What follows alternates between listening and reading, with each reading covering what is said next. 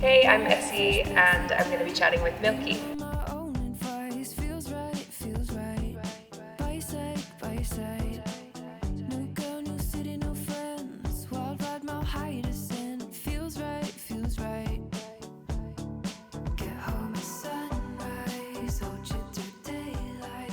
I first started this project a couple of years ago. I've been writing songs my whole life, but I've kind of just always been experimenting with different genres and different instruments. So started learning guitar and piano, and then moved on to more electronic, indie, kind of pop-based production. So at the moment I like writing to beats and just trying lots of different weird melodies and writing from that space. Well, I've never written a love song before, but I fell in love and then all of a sudden I'm writing love songs. So this is about that, and I think it was nice to write something positive for once. I think all of my songs have kind of been a bit drama-filled and a bit angsty, but sometimes it's nice to just write from a happy place. I never thought it was possible. I thought I always had to be in like turmoil to write, so it was a nice process.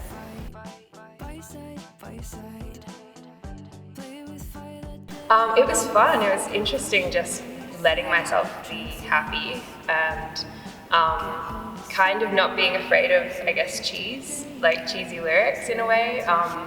So just kind of dive straight in. They're pretty literal.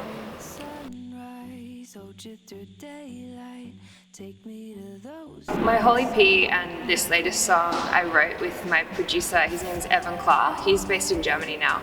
So this track especially, I was pulling a lot of different references. I guess my EP was kind of references of like Bombay Bicycle Club and Chairlift and Sylvanesso. And this one I wanted to head a little bit more, I guess, pop with it. So I gave him a bunch of references and then we sort of worked together back and forth via Zoom for this song to get where I wanted it to be. I think I had a lot of pressure that I put on myself to just write. Once we went into isolation, I was like, cool, I'm going to make the most of this time. I'm not doing anything else, I'm going to write. But as a result, I kind of just pushed against it. So it was only a few months into being in lockdown and then coming out of it that I was like, okay, cool, I think I'm ready now to start writing again. So this was like one of the first songs I wrote after that.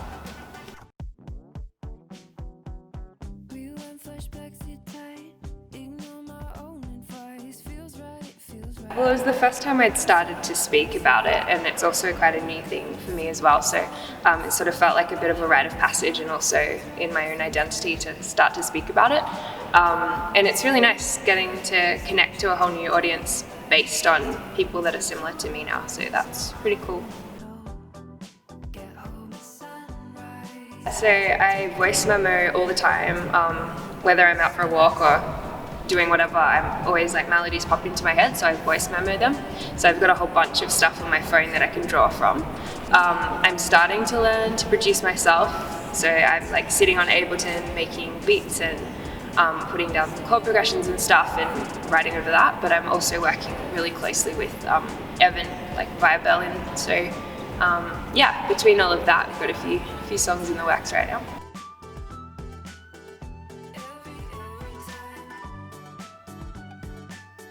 I think all of my music is like a pep talk to myself, so it's kind of like me, like my inner thoughts, but like convincing myself that things are okay. So hopefully that sort of translates to other people as well.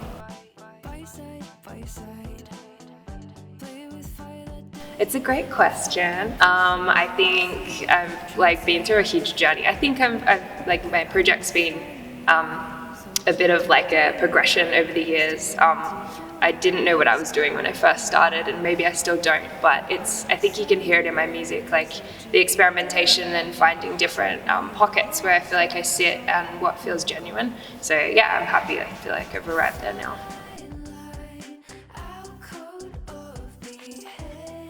I think I always like to write a song and then play it live straight away, and that's sort of how I test it in a demo phase before I decide to release something. So not being able to sort of test those songs has been hard. I guess it's like a stab in the dark as to what people are going to like. I just have to go off what I like, so hopefully others like that too. I'm playing a headline show, because I didn't get to tour my EP. So I had some shows planned in March that didn't happen, so I've got a headline show rescheduled for November at Soda Factory. I think it's on the 15th, if my memory's right. Great. 15th of November. It's gonna have some fun supports, and then I get to play my EP in full and then the latest track, so it'll be great.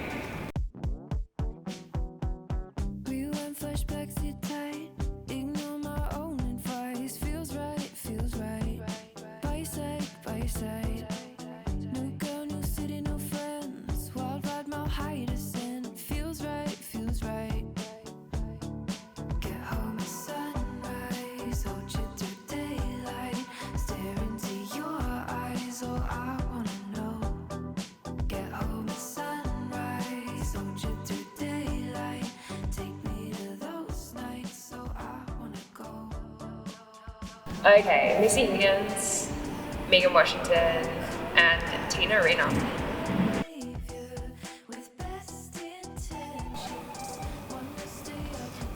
Probably Sylvanesso.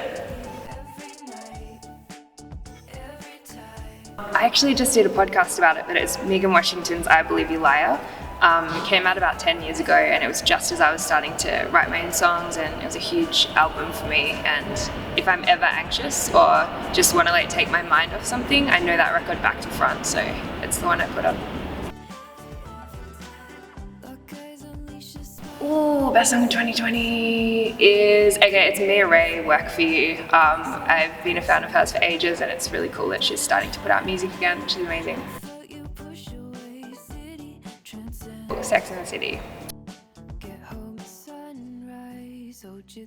It was supporting Nina Nesbitt at 170 Russell in Melbourne, hometown show for me, and I've been a fan of hers for ages, so it was fun to just play to her fan base but in my home city. It was really cool.